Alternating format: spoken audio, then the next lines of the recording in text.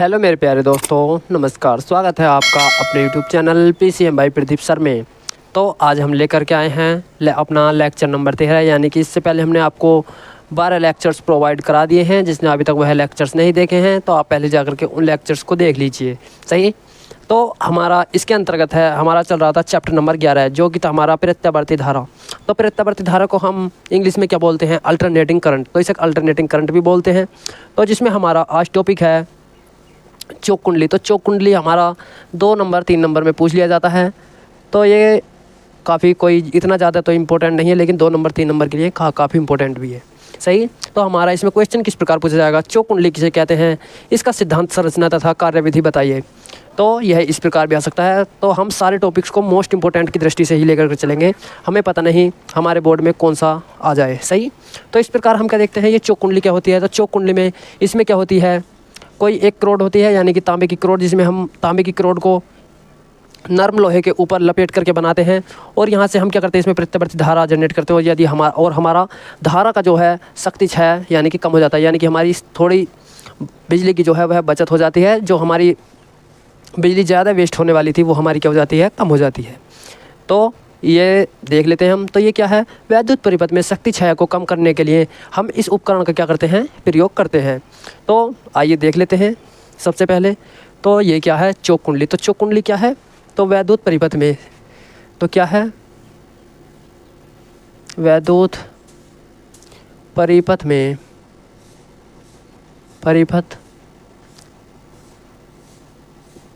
वैद्युत परिपथ में, तो यानी कि थोड़ा हम बड़ा लिख लेते हैं। वैद्युत परिपथ में शक्ति क्षय को किसे, शक्ति यानी कि शक्ति क्षय को वैद्युत परिपथ में शक्ति क्षय को कम करने,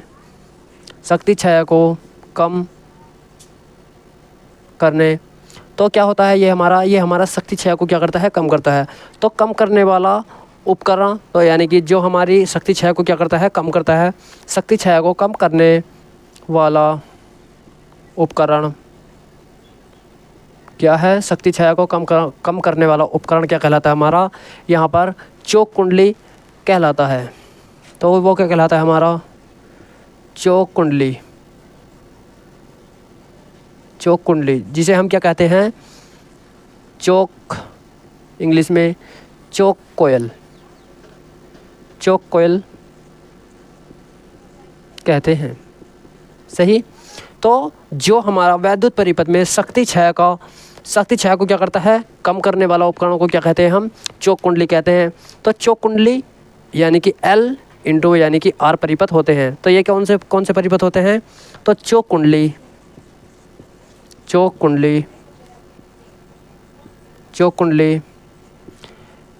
LR परिपथ होते हैं। LR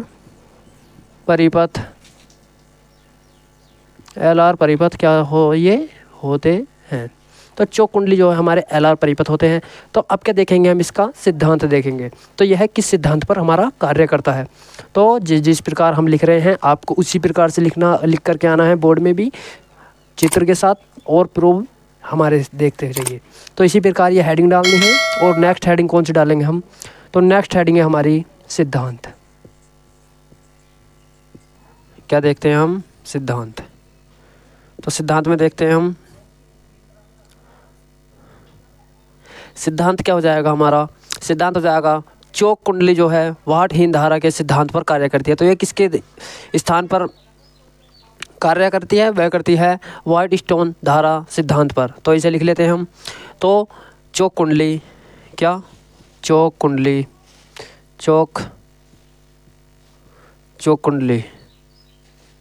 सही। चौक कुंडली वाहकहीन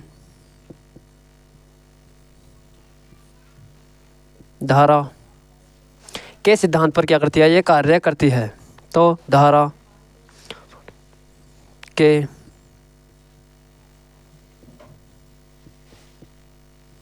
सिद्धांत पर कार्य करती है,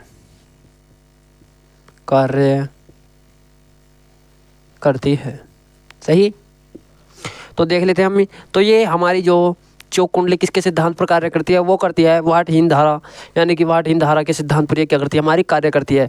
तो अब क्या देखेंगे हम? इसकी नेक्स्ट हेडिंग देखेंगे संरचना। तो संरचना किस प्रकार देखेंगे? तो यानी कि संरचना में इसे बनाने के लिए हमें कौन कौन से सामान की आवश्यकता पड़ी, यानी कि कौन कौन से हमने इसमें सामान यूज किए, तो उसे देख लेते हैं हम। तो फिर क्या देखेंगे? अब देखते हैं हम संरचना। तो संरचना के लिए यहाँ पर हेडिंग डाल लेते हैं हम संरचना। तो संरचना के लिए देख लेते हैं हम। तो संरचना में क्या करेंगे? चोक कुंडली को नर्म लोहे की क्रोड पर, तो यानी कि ये जो दिखाई दे रहा है आपको, ये क्या है? हमारा नर्म लोहा है। और यहाँ पर ये क्या है? हमारे तांबे के क्या है? ये क्रोड है, यानी कि तांबे के एक मोटा तार लिया गया है। तो तांबे का एक मोटा तार है और क्या है हमारे पास? जो कि तांबे के तारों से लपेट करके क्या बनाई गई है? एक कुंडली बनाई गई है। और इसमें क्या है? तांबे के तारों पर एक विद्युत रोपी लैंप लगाया गया है, यानी कि जिसे हम बल्ब बोलते हैं, जिसे तार के परस्पर पृथक करते हैं। सही। तो जैसे कि आप यहाँ पर देख भी रहे होंगे, तो हम इस जो जो हमने सामान यूज किए इसमें, तो वो देख लेते हैं। तो सबसे पहले क्या देखते हैं हम? चोक कुंडली। तो चोक कुंडली, तो चोक कुंडली को नर्म लोहे, चोक कुंडली को नर्म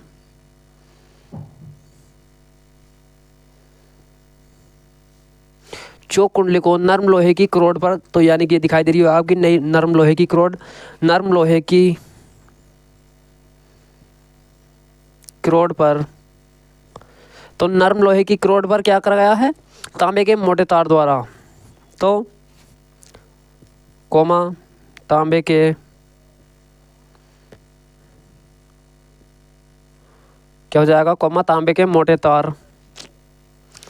सही। तो तांबे के मोटे तार के कम क्या हो जाएगा? के कम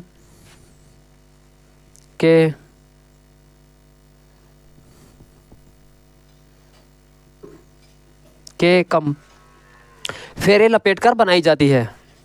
को कम फेरे लपेटकर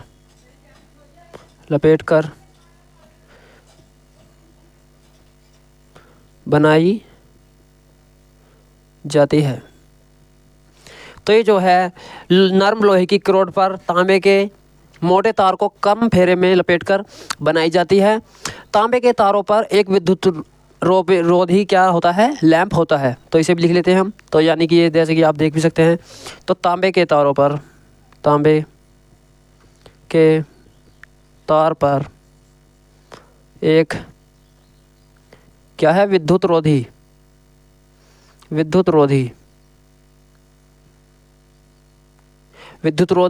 क्या है? लैंप होता है।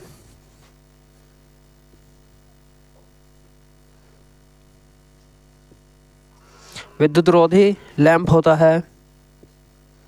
सही। तो तांबे के तारों पर विद्युत रोधी लैंप होता है, जिससे तार परस्पर पृथक रहते हैं, जिससे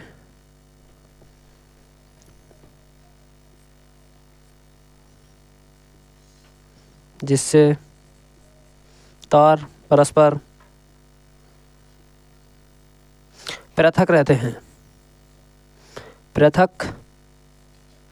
जिससे क्या हो जाते हैं? हमारे तार पृथक रहते हैं। पृथकृत क्या हो जाएगा हमारा? पृथक्कृत।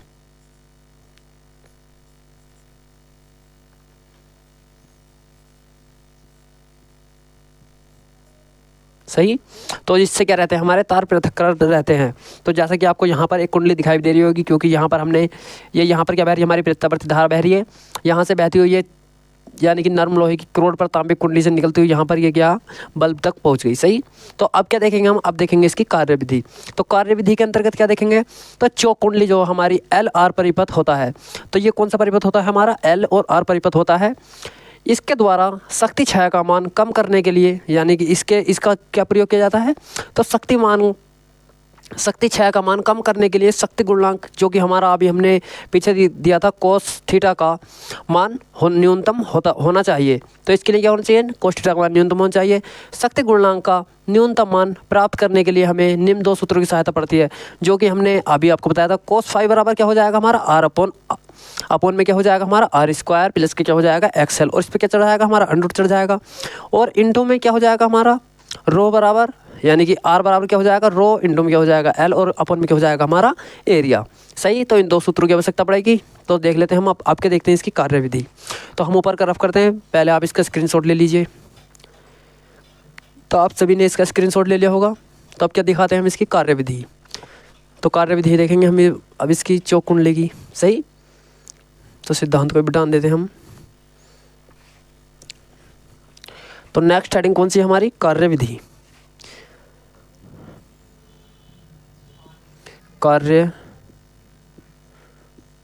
कार्यविधि।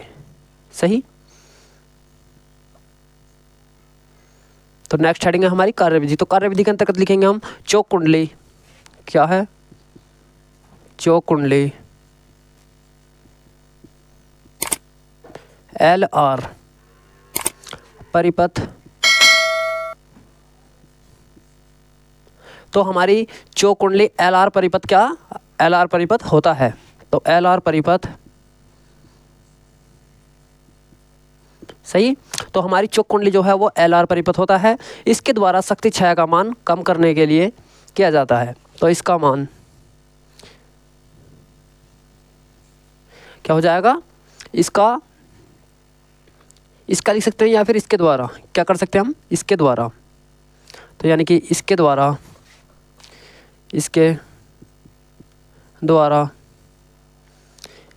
क्या किया जाता है, हमारा शक्ति क्षय का मान, इसके द्वारा शक्ति क्षय का मान कम। तो इसके द्वारा हमारा शक्ति क्षय का मान कम करने के लिए,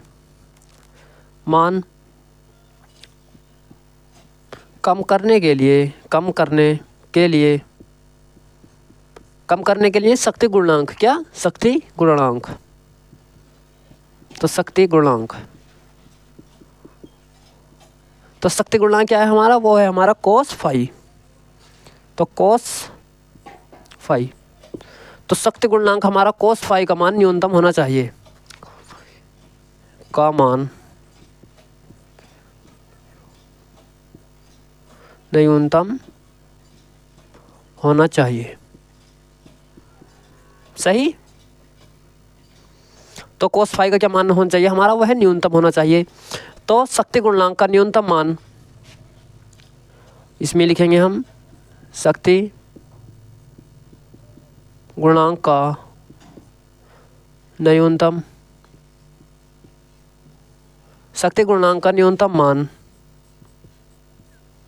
शक्ति गुणांक का न्यूनतम मान प्राप्त करने के लिए।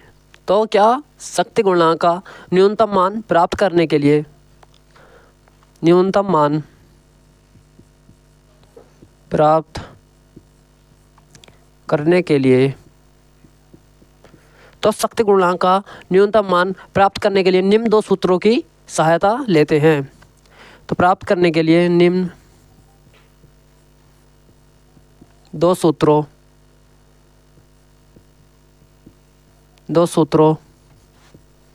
की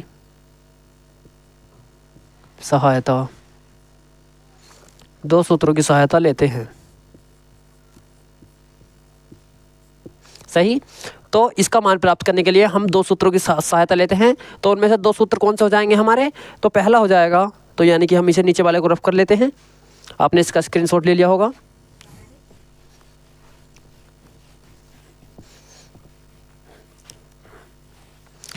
तो पहला हो जाएगा हमारा cos फाई बराबर वो हो जाएगा आर अपॉन, ये हो जाएगा आर स्क्वायर प्लस का क्या हो जाएगा हमारा एक्स एल का क्या हो जाएगा स्क्वायर, और इस पर क्या चढ़ जाएगा हमारा अंडरवुड। तो पहला सूत्र तो हमारा ये हो जाएगा, और दूसरा हो जाएगा आर बराबर ये कितना हो जाएगा, रो इंटू में एल। तो यानी कि रो इंटू में एल, रो इंटू एल और इंटू में क्या हो जाएगा, अपॉन में क्या हो जाएगा हमारा एरिया। सही, तो ये हो जाएगा। तो अतः हम कह सकते हैं कि सूत्रों से स्पष्ट होता है कि चौक कुंडली में जो है हमारा, तो चौक कुंडली में कम से कम लंबाई वाले मोटे तांबे के तार का प्रयोग करने के लिए शक्ति गुणांक यानी कि कोस फाई का मान न्यूनतम प्राप्त होता है। तो इसे भी लिख लेते हैं। तो अतः देख लेते हैं हम। तो पहले आप इसका स्क्रीनशॉट ले लीजिए जब तक हम थोड़ा साइड हो जाते हैं। सही, तो आप सभी ने इसका स्क्रीनशॉट ले लिया होगा। तो अब क्या देखते हैं हम, अब देखते हैं सूत्रों से स्पष्ट होता है। क्या लिखेंगे, सूत्रों से क्या होता है, सूत्रों से स्पष्ट होता है। सूत्रों से स्पष्ट होता है कि चौक कुंडली में क्या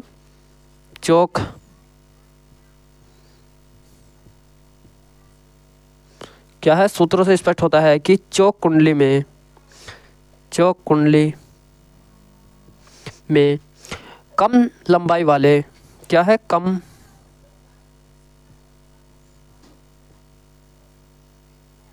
लंबाई वाले क्या हो जाएगा, कम लंबाई वाले मोटे तारों का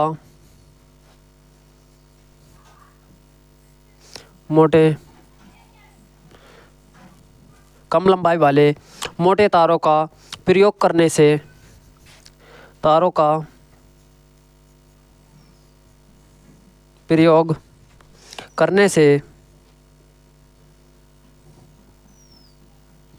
क्या हो जाएगा हमारा, प्रयोग करने से शक्ति गुणांक क्या हो जाएगा हमारा, शक्ति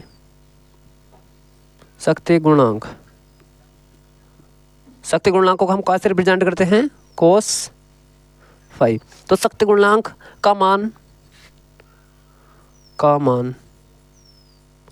तो हमारा यहाँ पर शक्ति गुणांक का मान क्या होता है, न्यूनतम प्राप्त होता है। शक्ति गुणांक का मान न्यूनतम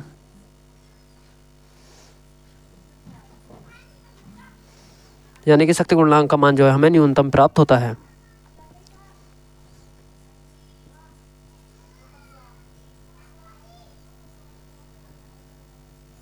शक्ति गुणांक का मान न्यूनतम प्राप्त होता है, जिससे क्या होता है हमारा, जिससे शक्ति क्षय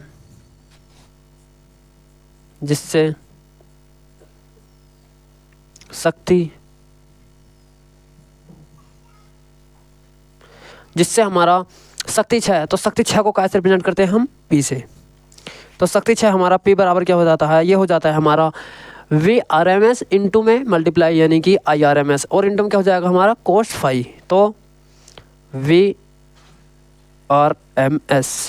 मल्टीप्लाई IRMS मल्टीप्लाई क्या हो जाएगा हमारा, कोस फाई। तो यानी कि क्या हो जाता है, इसका मान घट जाता है, का मान घट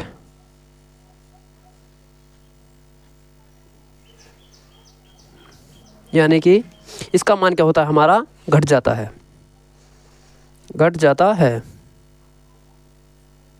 सही, तो देख लीजिए आप, इसका भी स्क्रीनशॉट ले लीजिए।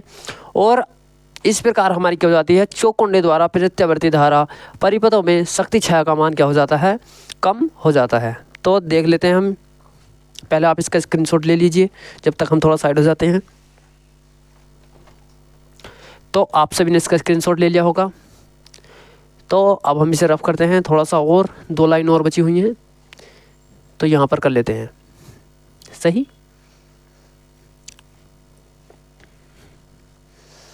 तो 2 लाइन और बची हुई हैं, इन्हें और लिखेंगे। तो वो क्या हैं, इस प्रकार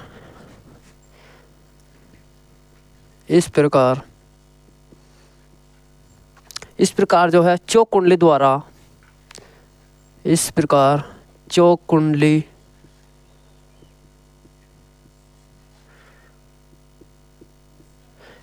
हमारा चौक कुंडली द्वारा प्रत्यावर्ती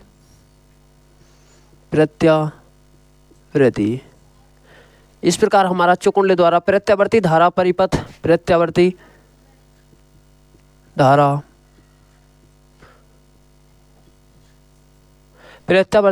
धारा परिपथ में शक्ति क्षय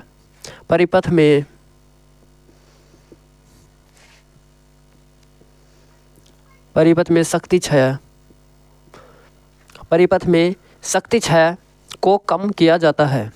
तो शक्ति छाया को कम